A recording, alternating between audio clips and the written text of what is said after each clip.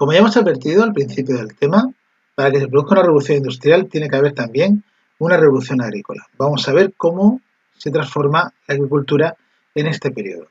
Lo primero que tenemos que trabajar es la nueva estructura de la propiedad o cómo cambia la propiedad de la tierra. Lo vamos a ir viendo a través de esta teoría. La subida de precios de los cereales estimuló a los propietarios rurales a adueñarse de las tierras de uso colectivo y acercar sus propiedades. Del negocio, suben los precios de los cereales y ellos, ese negocio, quieren conseguir dinero. ¿Y qué hacen para ello? Pues las tierras que eran colectivas, o lo que es lo mismo, en las cuales trabajaban toda la gente de los pueblos, pues esas tierras las quieren cercar, se quieren apropiar de ellas para conseguir más beneficios. Y con ello, grandes extensiones de tierras de labor, donde se trabajaba el campo, y de pastos para los animales, pasaron a ser de propiedad privada. ¿Quién va a comprar estas tierras? Pues fundamentalmente la burguesía, que era la que tenía dinero, ya lo sabéis. Para esto, para que se produzca esto, en Inglaterra surge una serie de leyes que se llaman las leyes de cercamiento, también llamadas Enclosure Act. ¿Qué significa esto? Que las tierras pues se cercan con una serie de vallas y esas tierras que en un primer momento eran comunales pues pasan a ser propiedad privada. Esto comporta una concentración de la propiedad, o lo que es lo mismo, que un grupo de personas empiezan a tener muchas tierras en su nombre. ¿A quién va a beneficiar esto? Pues a una parte de la nobleza y sobre todo de la burguesía, a los grandes propietarios, que consiguieron producir más e incrementar sus beneficios. El hecho de que se cercaran las tierras, de que estas tierras se convirtieran en propiedad privada, pues hizo que la producción se individualizara. Y eso hizo que se desarrollaran mejores técnicas de cultivo. Por lo tanto, pasamos de un sistema de campos abiertos, que se llamaba Open File, a un sistema de campos cerrados, que se llama Enclosures. Como ya hemos dicho, la concentración de la propiedad benefició a una parte importante de la burguesía, pero perjudicó a las familias campesinas pobres. Al no disponer de recursos para cercar sus tierras, muchas veces tuvieron que venderlas y convertirse en jornaleros o jornaleras. ¿Sabéis lo que es un jornalero? Una persona que trabaja la tierra, pero por un jornal, distintamente cuando le dan trabajo. Además, esta gente perdió su derecho a usar los pastos y las tierras comunales, porque esas tierras comunales se habían cercado. Entonces, ¿quiénes son los perjudicados? Pues los campesinos más humildes. Ante esta situación, estos campesinos, que por un lado pierden sus tierras, que por otro lado se convierten en jornaleros, que ganan muy poco dinero, que no ven expectativas de futuro en sus pueblos, muchos de ellos, muchas familias de estos campesinos deciden coger las maletas e irse a la ciudad. A esto es lo que llamamos éxodo rural. Por otro lado, aparece un nuevo cambio en el sistema de cultivo. Nosotros sabemos, en el antiguo régimen, la economía era una economía señorial de base agraria, en la cual se basaba en unas técnicas de cultivo muy rudimentarias y en una economía de subsistencia. ¿Os acordáis de la rotación trienal? Que una parte se dejaba de la tierra en barbecho. Pues todo eso, a partir de estos momentos, va a cambiar de manera radical. Fijaros, la difusión de la rotación cuatrienal de cultivos, que se le llama sistema Norfolk, esto es muy importante, combinaba la siembra de cereales, que empobrecen la tierra, con plantas forrajeras, o lo que es plantas que se comen los animales, como pueden ser los nabos, los tréboles, la alfalfa, que la enriquecen porque ayudan a fijar nitrógeno en el suelo, sustituyendo con esto la rotación trienal. ¿Qué se consigue con esto? Que toda la tierra se cultive y no dejamos ninguna parte sin cultivar. Claro, esto hace o permite que se suprima el barbecho, ya sabéis, esa parte de la tierra que no se cosechaba, de la rotación trienal. Y aumenta, por lo tanto, la superficie cultivada. Y al aumentar la superficie cultivada, también aumenta la producción. Se consiguen, pues, se cultivan más cosas.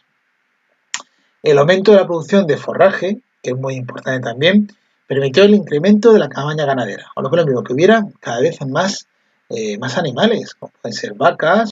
Luego, con el estiércol, que ya sabéis lo que es el estiércol, que sería, por eso, ya sabéis lo que es el estiércol, ¿no? Lo que echan los animales ¿no? La caca de los animales, que va a servir de fertilizante a la tierra.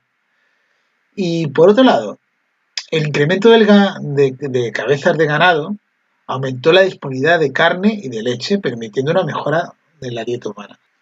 Otro punto muy importante para entender la revolución industrial y más concretamente la revolución agrícola es la introducción de nuevas máquinas. Claro, el campo, hay un nuevo sistema de cultivo, que es el sistema Norfolk, ya lo sabéis.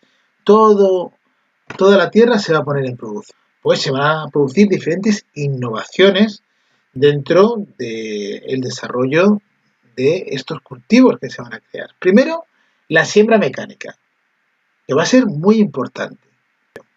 Esta siembra mecánica permitió la recogida tanto de frutos como las malas hierbas. Por otro lado, se sustituye el arado de madera, un arado antiguo, por el nuevo arado que se llama arado de Rotterdam, que ayudó a remover los campos con mayor facilidad y profundidad. Además de cubrir las semillas con tierra para protegerlas del viento y de los animales. Daros cuenta que esto va a ser muy importante. Empezamos primero con la siembra mecánica y luego con el arado de Rotterdam, este nuevo arado. La introducción de la máquina de vapor y el desarrollo de la siderurgia, ya sabéis, la industria que consigue transformar el hierro y el acero, permitieron utilizar nuevas máquinas segadoras y trilladoras. También va a ser muy importante. Y luego, si esto fuera poco, se introducen nuevos cultivos que ya se conocían, pero se introducen ahora, como son las patatas y el maíz. Y esto hace que haya más producción de alimentos, y si hay más producción de alimentos también significa que la población va a alimentarse mejor. Y por eso también sabemos que en esta época se está produciendo un aumento demográfico. Ahora tendríamos que hablar de James Watt. ¿Por qué es importante James Watt? James Watt nació en Escocia, como nos comentan aquí, y en 1764 recibió en su taller una máquina de vapor, que él no había creado, la había creado Newcomen para repararla. Él, cuando vio esa máquina de vapor, se dio cuenta de que tenía un bajo rendimiento a causa de la cantidad de vapor que desperdiciaba y buscó la manera de evitarlo. Claro, en realidad James Watt no inventó la máquina de vapor ya estaba inventada, lo que él hace es mejorarla. Entonces la máquina de vapor que va a mejorar James Watt va a ser la que va a pasar a la historia, pero en realidad Newcomen en realidad fue uno de los creadores de la máquina de vapor, si os dais cuenta. Él creó una máquina de vapor mucho más eficaz y se aplicó como fuerza motriz para la industria y el transporte. Y esto es muy importante, lo que es la fuerza motriz, porque hace mover prácticamente todas las máquinas. Ahora veremos cómo funciona una máquina de vapor. La máquina de vapor aprovecha la fuerza del vapor para generar un movimiento continuo que traslada a las máquinas. Su funcionamiento es el siguiente. En una caldera se hierve agua, como veis aquí, gracias al calor que genera la combustión del carbón. El vapor que se produce genera una alta presión y se dirige a una cámara cerrada conocida como cámara del vapor. Claro, en el extremo delantero de esta cámara, como estáis viendo en el dibujo, se encuentra un cilindro que empuja un pistón, que sube y empuja a un balancín. El vapor se enfría en un condensador y hace bajar de nuevo el pistón y el balancín. Y así, continuamente. A través de un mecanismo de biela-manivela, el movimiento circular del pistón se convierte en un movimiento de traslación o de rotación. James Watt, con este invento, consiguió adaptar la máquina de vapor para impulsar los mecanismos industriales. Consiguió que esa fuerza motriz consiguiera trasladarse a todos los mecanismos de la industria para poder mover pues, todas las máquinas, como vemos en este dibujo. Claro, la rotación de correas pone en funcionamiento las máquinas, empiezan a moverse las correas y las correas a su vez hacen moverse las maquinarias. Su aplicación en la mecanización de la industria textil fue fundamental, tanto en la industria textil, tanto en el hilado como en el tejido, y provocó el aumento de la productividad. Daros cuenta que, claro, al trabajar con máquinas, utilizar la energía del vapor, pues se consiguió, en cierto modo, producir mucho más rápido. Ello permitió abaratar los costes y disminuir el precio de venta, gracias a este invento y al conseguir adaptarlo a las máquinas. lado, cuando hablamos de la revolución de los transportes y del comercio, no nos queda otra que hablar tanto del ferrocarril como del barco a vapor.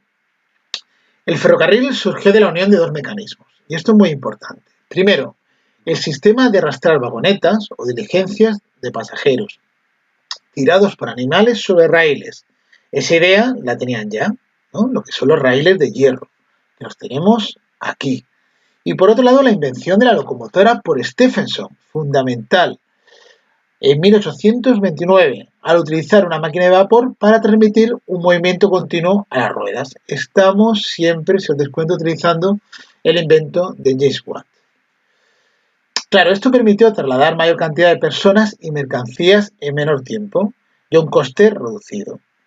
¿Esto qué hace? Pues estimular el comercio de mercancías y también estimular lo que son los viajes y reducir el tiempo en que se tardaban en llegar pues, de un sitio a otro. Si antiguamente se utilizaban diligencias, pues imaginaros, pasamos de hablar de días a hablar de horas. Es un invento espectacular. Tenemos que hablar también del barco de vapor que acortó enormemente los viajes.